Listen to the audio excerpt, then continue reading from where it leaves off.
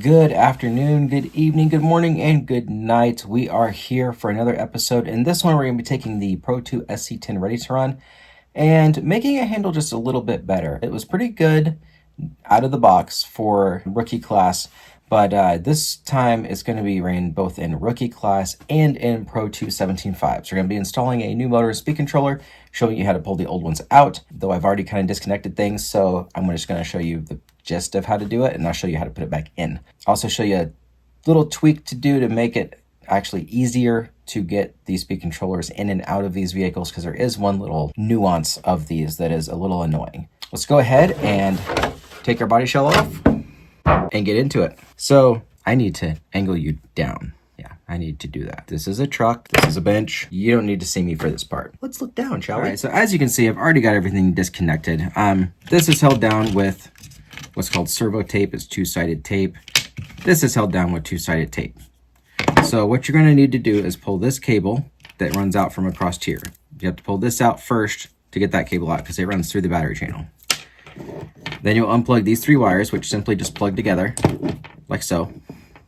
And then you'll be able to take your whole speed controller and set it aside. You'll be able to then take your entire motor and also set it aside. Actually, no, you won't, because the motor will be still back here. The motor is going to still be connected and sitting back here like so. So you do have to take these two screws out of here, which I'll grab a screwdriver and do that real quick. These are 2mm screws.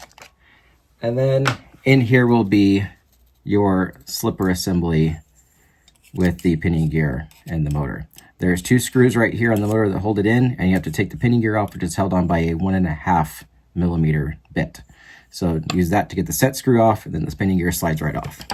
Then once that's done, then you can literally just pull your motor right out, because it's just the two screws that hold it in, and the pinion gear keeps it from falling out. Then you set all those parts aside, and these are what your motor screws will look like. 3x10 screws with some thread lock on there, which we will be using thread lock to put them back in. So if you don't have blue thread lock, pick up some blue thread lock. Always use blue. Never, ever use red. Never, ever use red. Red thread lock, you'll never get it off again. Blue holds but can break loose. Now that this is in here, I didn't get a brush picked up, so it's still a little dirty. The thing I was going to show you on here to get this out, this has a screw right here and right here that's also 2mm. So you just take those out as well. And then you put them back in. And I'll show you why you put one back in. So once you get this pulled out, there's this rubber gasket in here that keeps this water sealed. There's also a rubber gasket that goes around your wires that keeps that water sealed. Channel 1 is your steering. Channel 2, which is what's unplugged, is your speed controller. Easy way to remember that is 1 to turn, 2 to burn. And then also there's a button here that says gain on your receiver that you probably will have noticed not on a lot of different things. That is for your dynamic vehicle control. That's the internal gyro that helps keep the car stable if you got somebody really young driving it. This vehicle is being raced, so it cannot run the DVC. It comes with the gain set at 4, which is the middle level. And the higher the number, the lower the gain setting. So you push it again, it goes down to 3. Push it again, it goes down to 2. Push it again, it goes down to 1. Push it again, and it goes to 8. 8 is 0 DVC gain at all. No active gyro. Straight, you drive the car. That is what you have to run for racing. Once you get this open, if you're going to race it, 4 clicks on the gain button, and you'll be right down where you need to be for racing. So now I'm going to make sure that this little seal is back in here, and I'm going to plug this back. Actually, the seal should probably set down here a little better because this channel is a little bigger. I'm going to set this lid back on here only for one reason, and that is I do not want to break my antenna wire. At least not until I switch this over to a Futaba receiver eventually. I'm going to pause for just a moment and get that camera fixed, because you can tell a little shake and you're wobbling a lot. Let me get that fixed and we'll be right back. Okay, we're back. Now that that's done, now we can get into our new packaging. So like I said, I am going to be running the Hobbywing spec system for this. This one comes with a 17.5 turn motor, because I'm going to run this in Pro 2 as well as my boy run it in Rookie, so I have to run a 17.5. He can run whatever, but once you're in two-wheel drive adult class, you have to run 17.5 motor. And once we go to indoor for the carpet track through the winter, I'll have to run a 17.5 anyway, so I figured why not get this in now so he gets used to it. It also comes with the Hobbywing XE Run XR10 Just Stock ESC, which is a specific ESC that is set to Blinky mode. You cannot change it to anything else. It's a pretty slick little thing. There's some good little features to it. We'll get into that here in a little bit. But first, let's open this, start with installing the motor, and we'll move on from there. And there is that beautiful motor sitting in there. Pull this sleeve out, and there is a flat sensor wire in there. It's a little short. I think it'll work, but we'll find out if I have to get a secondary one or not. Here's the manual for this motor. Censored, brushless. 3650 is the motor designation code. And this actually is kind of cool because this shows you, let me find one that's in English for my English speaking friends. Actually shows you how the motor is put together. I don't recommend trying to maintain or work on your brushless motors on your own if you've never done it or if you've never seen anyone do it. It can be quite tricky and you have to have a special tool because the rotor in the middle is extremely magnetic and it will stick to the side so hard you cannot get it off. So definitely don't do it unless you know what you're doing. Just for kicks and grins, let's go ahead and open up this as well. Well, yes, an X-Acto knife is something that you will actually find very, very handy. Because not only is it good for this kind of stuff, but when you get things like this, you can kind of dig in there at it with the tip of the X-Acto, break apart that clay, and now you can put your wrench in there to take that screw out. X-Actos are great for that. So here is the beautiful XR10. Even comes with a fan on it, which is wonderful because you probably will need that because we're going to be over gearing this. The other thing is, you notice here, you have your wires. There's no battery connector. So on here you will see these different items. You have A plus B negative C. So these two wires are your battery wires. These three wires are motor wires. This will be direct solder. There is no plugs on these. So we'll be using a soldering iron today. Nice thing is the battery wires to show you which one's the positive by putting a nice little red tab on there. So we're going to be putting a Dean's plug on here because, like I said, this is going to be for my son to drive it as well. If it was just me, I would put 5mm bullets on here. But since it's him, I'm going to put a Dean's plug on there so that he can't even plug it in backwards if he tried. The other thing on the Hobbywings that is good to note is the power switch. Some people like to cut the power switch off and then maybe splicing it together so that it's once you plug the battery in, it's on. On these, you don't do that because it has this little program button right here. You need that program button for this to work. And the reason that is, heat shrink and tiny zip ties for the motor wires. We'll be using those for sure. They give me bigger heat shrink than what comes with my Dean's plugs, so that's definitely gonna get used. Oh, and stickers. We like stickers. All right, so this manual I am gonna keep out. I really like these boxes. I think they're really clean, nice looking boxes, make a nice shelf piece. Look at this right here. See that page? Take a screenshot of that, because this is awesome. So if there's something helpful like this, always fold the page up to where you can get right to it. It's 11 o'clock at night and I'm doing this video, so I'm gonna have some coffee. First thing we're gonna do is install the motor, just because that's the easiest thing to do. So for that, quite literally, we're going to just set the motor through, like so. It's gonna come through this side, like so. And then we're gonna get our screws and just line up our screw holes if we can find them. So we're gonna bring over our 2mm. We're gonna get our thread lock. Go ahead and mount that on there, like so.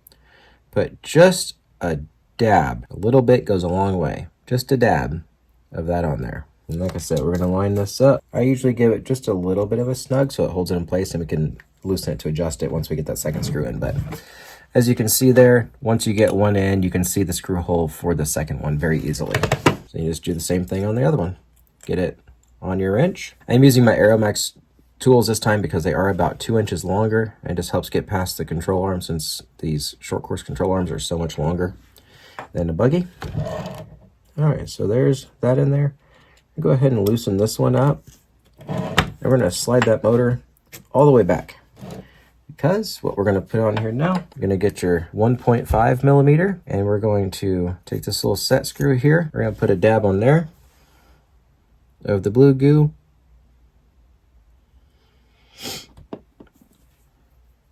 Get that back in here like so. Now on this motor, you'll see that the motor shaft has a flat spot in it. That flat spot right there, that's where that set screw is going to grab onto. So that's where we're going to put that. Give it a good snug on there. So as you notice, my motor is all the way back, and that is pert near up about as close as you can get. It's just going to have a slight gear mesh that we have to adjust there. So it's almost there. This is a 23 tooth pinion. 25 is probably about the max you could do on this setup with the factory spur gear. That is where we're going to go there. So now that that's good and snug, lined up with the spur gear as best as possible, as you can see there, we're going to go ahead and get this mesh set up here.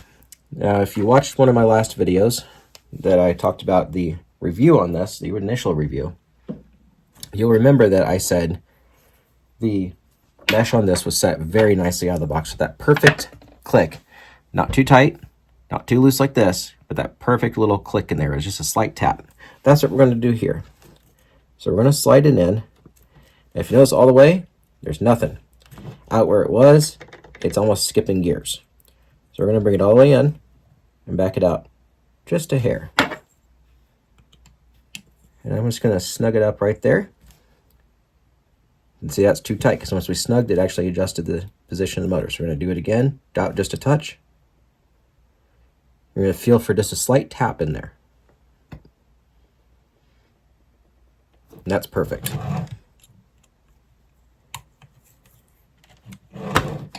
So, I'll get this up here. If you can look and listen, I don't know if you'll be able to hear it or not, but there's that slight tap. That's what we want. So now that that's done, we can actually go ahead and put our cover back on, which goes on like so. Get it lined up. Again, use your 2mm wrench. And now that motor is set and in place. So now the only thing that we have left to do is solder it, except for one problem. I don't like how that's setting in there. If you look how that's setting in there, the ground is here. My sensor wire is coming in here. So I need to rotate that motor over. Probably should have checked that before I put this on and before I set the mesh. Oh, you win some, you lose some. Can't remember everything the first time. So I'm gonna just rotate that motor over until we see the next hole. Gotta get some more blue goo. Just a little dab of do-ya. In the words of Derek Bierry from Vice Grip Garage, that's too much. Perfect. I got way too much blue goo on at that time. It's probably fine. Don't worry about the paper trick, the plastic bag trick, the folding over trick, the half of a cardboard box without the corrugated part trick. Just get it in there to that nice little tap where it's grabbing but not too much, and you got yourself a perfect mesh. Now, as you can tell, that motor is set in there really nicely now. Now we can actually put this back on. May need to do a slipper adjustment after all this. Now comes the fun part, the speed controller and the soldering. You're going to want to get you a towel and wipe off this spot as much as you can. Get it nice and cleaned up there so that your tape can go down. If you can, if you have the ability to, if you have the location that has it, or if you can just get online, order this kind of servo tape, or get this from your local hobby shop, preferably. Go to your LHS, your local Hobby Town, A-Main. A-Main now owns Hobby Town, so you're basically buying from A-Main when you buy from Hobby Town now. Purchase this stuff that has the gel. This stuff is the best. It's easy to get off. It's easy to put down. It's easy to cut. It doesn't flake and fold and come off in pieces like the foam stuff that comes, like this foam garbage that comes with it, with your speed controller. It's just an overall much better product to be using. So what I usually do is I will take my speed controller, just kind of measure it up on here and see where I'm at. Go just a hair under so it's not hanging out. Should be about right there. And I take my X-Acto knife and I just run a nice line across there. Now some people are like, why are you cutting on your roll? Why would you not take it, put it on your product, and then cut it? You cut it on your roll, you can do this. Pull it off, perfect size. And you put it on there, and it's not overlapping the edges. You're gonna have to worry about it collecting debris and curling up. It'll actually be fully underneath that speed controller. One thing that I will probably do is go ahead and put that sensor wire in here just because I don't want to have to try to do that once it's stuck down. And there's these teeny tiny pins on here, and one side of this has the teeny tiny holes. So just make sure you're lined up good. When you put it on there, kind of hold your mouth just right like fishing. Kind of line it up, use your nail to push it in. Use a nail, whatever nail's strong enough to push it in, because it does have to snap in place. So what this does is it actually senses the motor rotation. A sensorless motor like what comes on here, when you get off the gas and back into it, or off the throttle and back in, it goes within a variable range. This detects the exact RPM motor range so that you have incredibly smooth throttle response. And when you're back on the throttle, it doesn't cog or buck or anything like that. It goes right back in where it should be. So then I'll take these two wires that are my battery wires. This will work. You know, do that so I can keep them out of the way. All right, so then we take our, so now that those are out of the way, we know our motor wires are going to go back to our motor. Our sensor wire is going to go back to our motor. So we need to take this off, try to grab a hold of a little piece of it and peel it back without pulling off the gel. There we go. So once we got that off, we're going to stick it down as far as we can get it, because we want to be able to make sure that that wire is going to reach. So we're going to put it through the shock tower, and it's going to go over like so. Then, just like on our speed controller, we plug it into the motor, which again, somewhat difficult. I'm going to slide you back a little bit. Crazy thing is, once they go, they just go, and they pop right in there. So we got that going over. It's not really rubbing on the ball cup. There's a ton of loose space there, so that's a good thing. So it's not going to have to worry about it. We'll compress the ball cups. You can tell it's not even pulling out. There's still a lot of loose wire there. So that's good. And we make sure that our battery is still over here. I'm going to tuck it under here a little bit. We're going to take these motor wires. We're going to run them through this hole here. Yep. Yep. Just like so.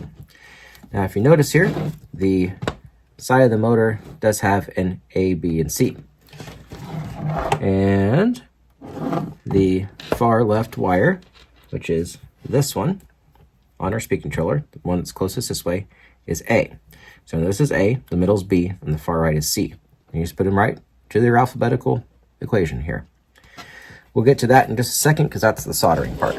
Still got to mount these and get this through. This over too, tuck that under so your ESC wire barely wedged through there. Now you gotta hold your mouth just right. Like I said, sometimes it's like fishing.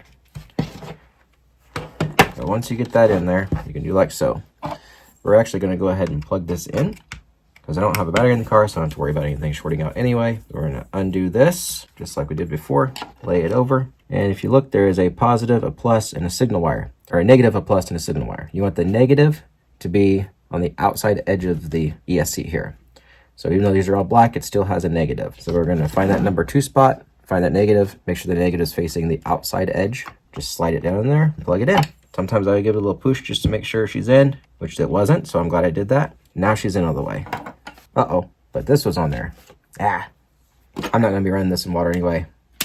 So I'm just going to take the gasket off. This gasket I still leave in here just for the simple fact it protects the wires from the sharp edge of the plastic. That way you don't have to worry about that catching. Then we tuck our wire down in like so. Set this back down in there. I'm not going to tighten that one on all the way just yet because I actually have something I do with that one. If you don't want to have to stick this down on something, you can actually put this in here like so, and you can have that hanging on there if you don't want to have that extra nudge at the front. If you want to be able to, say that you want a main by 2 inches, sure, but I don't think too many mains come down to 10,000ths of a second unless you're in the IFMAR worlds. So we're just going to mount it right there. It also gives it a spot where it can actually spring a little bit and avoid some of that shock that it might get if it's laid down flat on a surface. We got that, and she's in there nicely. You may be thinking, what about the exposed wires? You got a short course truck, you got the huge bumper. You're not really going to hit that unless somebody's literally driving in. You've got just as much chance of that getting hit there as you do if it's sitting down this pan, which I've never seen happen. Turn it back over to this side now. I'm going to make sure this is all wiped out nice and clean. And then I think I might actually put this up here a little further just so that it's away from everything and not everything's buckled up here. And this little spot right here, this is where you plug in your program card, which is sold separately, unfortunately. But I think there's a $10 option and there's a $30 option. That's a digital one that's very easy to read. I usually just opt for the $30 one. We'll go ahead and cut off our little piece here, in which we don't need this much. So we can just cut that. Like I said, you just be careful not to grab too much of it, just the very edge. So you got plenty to stick to the surface of what you're grabbing. And then when you peel off that backing, make sure you're not touching it either. And we're going to tuck it as far in as we can get so that no rocks hit it or anything. And there's your on-off switch. Just like that. Piece of cake. Now comes the part where I'm actually going to move you around a little bit more, and we're going to get the soldering iron hot. Now there is one thing I will say, and I cannot stress this enough. When you're using a soldering iron, be extremely careful. We're going to be using a soldering iron that is set to about 800 degrees, and we'll see how that takes. I may have to bump it up to 900. I'm using a Track Power or Duratrax TK950. They've pretty much done away with the track power name on it. I think it just says Duratrax now. I've got one of the ones when they were first purchased by Horizon Hobby and they were still double labeling them. It is a very nice station. It's goes from 380 degrees, I think somewhere around there, to up to 900 degrees. Yeah, it's phenomenal. It does pretty much anything you want it to do. It comes with a flat chisel tip, and it also comes with the point tip. I use the point tip rarely. I mainly do it to solder D-rings on my wife's jewelry that she makes. I use the chisel tip for almost everything RC just because I can get that nice flat sheen. Let's get into that here. I'll pull my helping hands up here. I won't use the helping hands for the motor. I will be using the helping hands for the battery connector because I don't have a soldering jig for battery connectors, which I need to get one because I just saw them today at the shop. Hobbytown in Hermantown, Minnesota. Definitely check those out. They have the hot race jig. I love the hot race jig. It is probably one of my favorite soldering jigs. Probably just going to end up picking one up tomorrow, maybe Monday, Tuesday, something like that. Let's get into some fun here with some lead. There is a couple things that you are going to need to solder properly. One, you're going to at least need this, which is a pair of helping hands. This one's kind of nice because it's got the little magnifying glass with the light. Picked this up at Harbor Freight for like $7. It's not the greatest, I'll be honest. The actual helping hands brand does much better than this.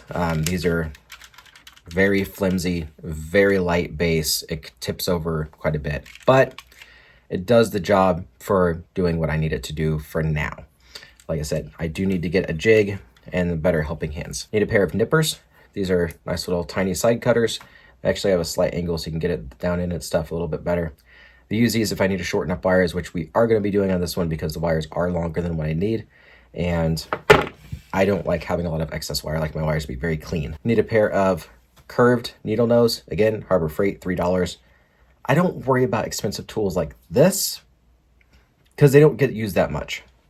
I worry about expensive tools when it comes to my tools I actually use to work on the cars a lot more. So good soldering station, good hand tools, good bits, things like that. This doesn't matter. You're going to use this to solder wires onto your motor to hold them, which is why that curved tip is nice. Rarely are you going to use them for anything else. You have a pair of Lexan shears or wire strippers. I actually use my Lexan shears to just kind of wrap like this, just slight pressure and then roll it on the wire. It's an easy way to strip it. And then last but not least, solder. I highly recommend the Miniatronics solder. It is a very good rosin core solder. It's not silver core, so if you're running the high temperature 8th scale stuff, get some silver core. Miniatronics holds up almost like silver core. It just doesn't hold to the really hot temps if you're pulling a lot of amps. That is something to just kind of keep an eye on. I'm going to switch you around though. We're going to look down at the motor and you can see what I'm doing here. And just before we get going here is that soldering station, the Track Power TK950. It's really nice, has this nice foam block, really nice station with the chisel tip here. I've had this one for a couple years now and it is fantastic. The shop I used to work at, we had 2 of these and we used them so much and they did not break down at all. Our Weller did, that was $300, and I believe these are just about $115, $120. So highly recommend that solder station. All right, solder station is being turned on right now, so it takes it about 2 minutes to heat up. We'll be back in 2 minutes when that's done. I'm going to keep this angle. Let me know if my, you can't let me know because this is in a live video, but I am going to try to get my hand out of the way as much as possible so you can kind of see what we're doing. I'm going to move these out of the way because I'm going to tin these before I do anything else. And then we will cut these down to size that they need to be for the A, B, and C channels. So I'll be back in 2 minutes. All right, my red light is officially on my charger and we can get to soldering. First thing I always do is I give it a little just to get all that goo off there and try to clean that up as best as I can. That helps get some of that old solder off there. Yeah, look at that nice shiny bronze tip there. That's pretty. So we're going to clean it off after every solder joint as well. Like I said, we're going to first start by tinning these. Sometimes Hobbywings can be a little finicky for tinning. We'll see if they've improved over the years. Been a couple years since I've done a Hobbywing motor. Not used to running spec. Usually I use Reedy motors when I'm running in mod. Make sure you hold your breath because breathing in lead fumes is not good for you.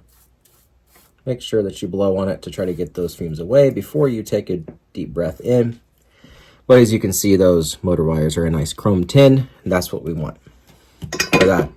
Those motor tabs. Like I said, Our left one is our A, so we're gonna find our A, which we know to be this one now that I pulled on it.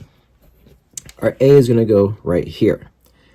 So I need to cut off about that much of it. So that's when I'm gonna use my nippers here, like so, and cut off that much of it. I'm gonna take my Lexan shears, go ahead and pull this out to do this. I don't like to cut a ton. Do just enough there. And then just slide that off. You have a few frays that fell off there. This is when I'll grab my helping hands over here. And I'll give this a quick once over with the tin too. Some people don't like, I've had people comment on my videos before that I tin with the wire upright. I don't hold it on there enough to get it down in the wire. My wires are never stiff. I like it to be heavily on the end. If you notice, I let off as soon as it starts to run down the wire so that it doesn't go down into the wire. And as you can see, you can actually see where it stops right before the sheathing. So it is not hard there at all whatsoever. I've had people say, his wire is going to be hard half an inch past it. It never is.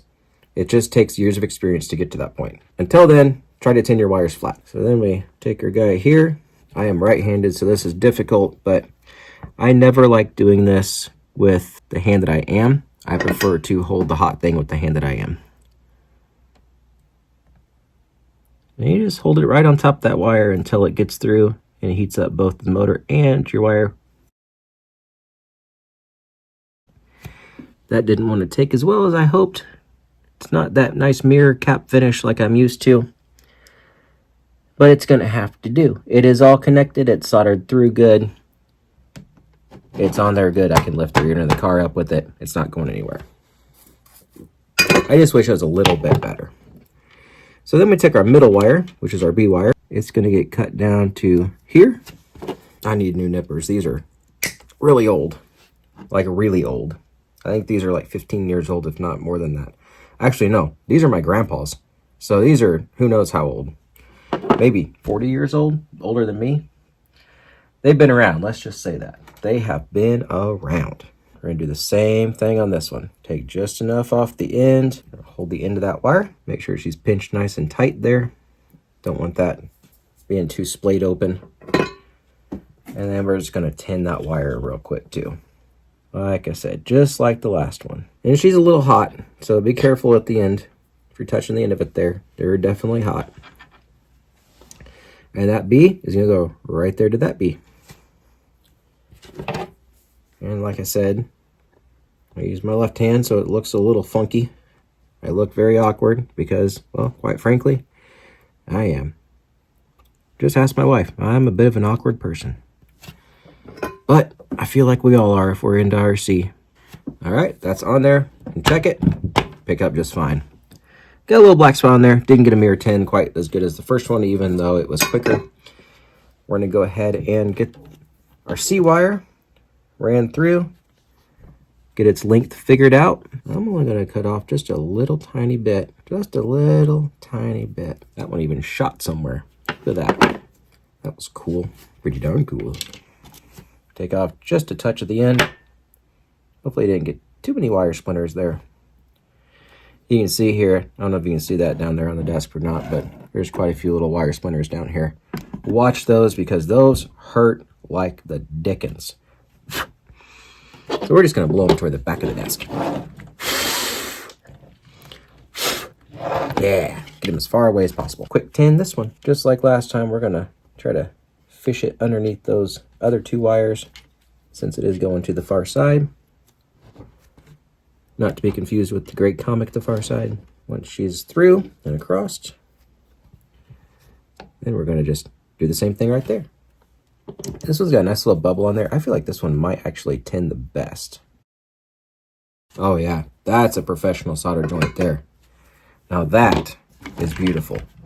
That is what solder is supposed to look like. Look at that number C there. Look how perfect that is. The other two, you can see the wires. They look kind of funky. They still do the job, but this one just looks better. These will be functional. That's functional and looks good. That's what years of experience does. This is what being out of practice does. But I'm glad that by my third solder joint I got back into it. So we're good there. We're going to move on to the battery soldering. Now here's the thing on the battery soldering. If you can't remember which side's which side is positive if you're using a Dean's or which side's negative, look at your old one. Always look at your old one if you have it available. The top of the T is your positive. The stick of the T is your negative. And that's what we're going to go off of. So this is where I'm going to use my helping hands. I'm going to grab that side there. Make sure that that's good and tight. All right. Now, because this is Dean's, I'm not going to worry about cutting these down. That's fine if they're long. Sometimes some people want to cut these down and make them look, you know, all sorts of fancy. All right, so we're going to just get our positive on here, which means first we have to tin this. Once you have that nice tin bubble on there, then you know you're good to go. We are going to cut these down a little bit. I want them to be both the same length. So I'm going to open these up. Oh, darn it. Which one was my positive? Do you remember? I don't remember. You know what? I got the instructions, though. It doesn't tell me. This one's positive. Yep, this one's positive. Like I said, I like that they give you some nice big heat shrink and not the teeny little... When you order Dean's plugs, the heat shrink they give you is literally the size of a third of this. I would use this whole thing. Why? Because I like to make sure that my wires are securely heat shrink. I'm gonna go ahead and slip those on before we do our cut because they're easier to get on that way. I'm gonna do just real small cuts because the tabs on Dean's plugs are quite small actually. So those tins look good. Let's go ahead and spin this around. And like I said, I want to tin the negative on that plug. So what I really want to do is I want to do it on the side that has the pocket. So Dean's plugs, they have a side with you got the side with a little pocket and the other side that's a bump up. You want to try to get that solder to set on the side with the pocket, just because that gives you a little bit extra connection there. One thing I will say on these cheaper Dean's plugs like this, you have to move really quick compared to like the Dean's Ultra plugs that are the white ones. These melt so easy. It's not even funny. So you have to move very, very fast. All right, so we're gonna grab this. We're literally just going to apply a little bit of pressure to it. We're gonna hope that this doesn't move around too much. And so there's our positive wire. This is the top of the T, so we need our positive. Good, that was a real nice solder. Nice solder there, Jordan. You're not out of practice.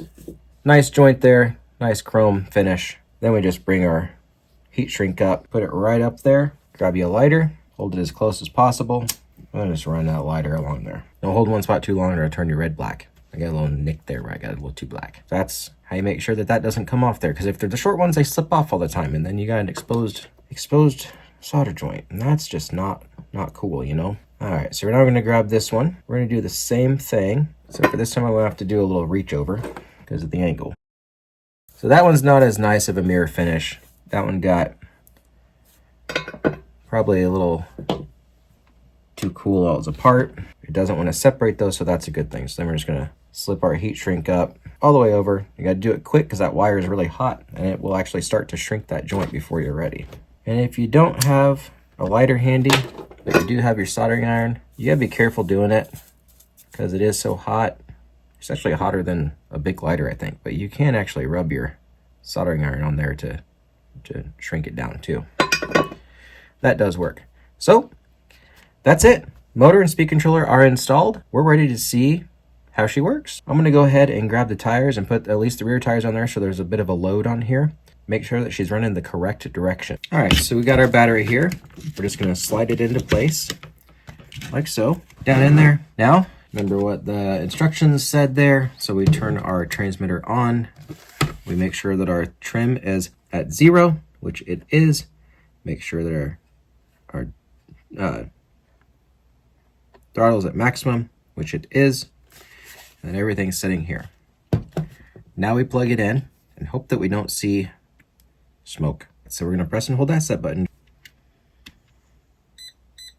So we got it on, we got our beeping from holding it. Now it's in neutral, so we press the button once, we get it green, we go full throttle and hit it, and then full brake and hit it, and let off. And then we're back to this. All right, so we're good. All right, so we have our factory rear tires on, and we are gonna check and make sure that this does not have reverse. Reverse is supposed to be shut off, so we're just gonna make sure that that's all good. Seems to do pretty well. So we are set how we're supposed to be. We got that nice blinky light for our blinky mode. The low throttle input is very noticeable. If you notice, it's gonna be a great upgrade. It's going to handle much better. All right, so we're going to see how this does on the track this week, whether it be tomorrow for just a test and tune or on Thursday during race night. I kind of want to see how it does because this is a lighter combo, and I'm not sure if I'm going to need to stiffen up the rear suspension now or not. So the motor is lighter, the speed controller is lighter by several grams, like a significant amount, probably a couple of ounces to be honest. And so I don't know if I actually need to go up to 35 weight in the rear end like I originally thought I was going to need to do. There is our 17.5 race ready truck, ready for the last couple races outdoor for Pro 2 and ready for indoor for the off-road Pro 2 class or for novice class for my boy to drive. So either way, somebody's going to be driving it. Whether he drives it, I drive it, maybe both of us will drive it. That'd be fun. Back-to-back race night, same truck, back-to-back races, just swap batteries. I'm sure the race director would love having one transponder in 2 different races. One thing that I am going to do with this combo system that I pulled out of here is I am going to be reviewing Team Associated Monster Truck that comes brushed, and then also a Kyosho Monster Truck that also comes brushed. Both are $219. I'm going to put them head-to-head as just at-home bashers. Which one's better? The one that I like better is going to get this brushless system put in it. So it's going to get this 4-pole 3300 kV motor put in it, and the brush system it has in it is going to get pulled out and set aside for a rainy day on something that might need it, if anything needs a brush system anymore. Never know. But yeah, that could be fun. I figure that's a good combo to put into something. We'll see how that goes. That'll be coming up. I don't know if it'd be soon or not. Maybe the next month and a half or so, because we are going to be getting new information on what we're going to be running for indoor coming up soon. Sounds like touring car is going to be one. If touring car is one, I'm going to try something a little different because I don't know. They have been running 25.5 touring car. They're talking about doing something faster, like even down to a 13.5. If they decide that, and everybody else is running, from what I hear, things like Mugen and BXRs, stuff like that. No Iris 1, surprisingly. There's also some Schumachers and things like that. I want to know, if you have previous driving experience, whether it be like me with off-road, I did run a couple on-road classes, but they were nothing in touring car. They were the Traxxas 4Tech spec class, just because it was fun, it was cheap. But I want to know, will the Yokomo Rookie Speed 1.0 kit keep up with these Fast Guys kits? Because that kit is $200. Those kits are $700. For the price of their kit, I could get 2 Yokomo speeds, receiver, motor and speed controller, and a servo, and the tires, and a body painted. Yeah, I'm thinking I would prefer to go that route because that gives me a whole other car for extra parts if I do happen to break something. So yeah, you gotta get extra springs and things like that for tuning abilities, but I think it's gonna be an interesting thing to review and to see how it does. Hopefully that does well. Maybe Yokomo would want to, send me one. That would be the day. Yeah, that would actually be pretty awesome. But being a new channel, I highly doubt that they would want to do something like that. Maybe I'll see how cheap can I make a touring car that's competitive. Seems like that'd be a good one. Let me know what you guys think. Do you think that'd be a fun video or not? Competitive touring car for less than...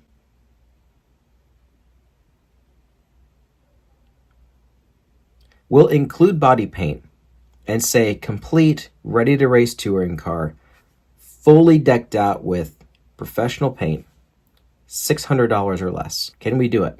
When every other race kit is in that $600 to $750 range just for the kit. Let me know if that's something you'd like to see, or if you would like to see something like the Serpent Ready to Run, how it does compared to others.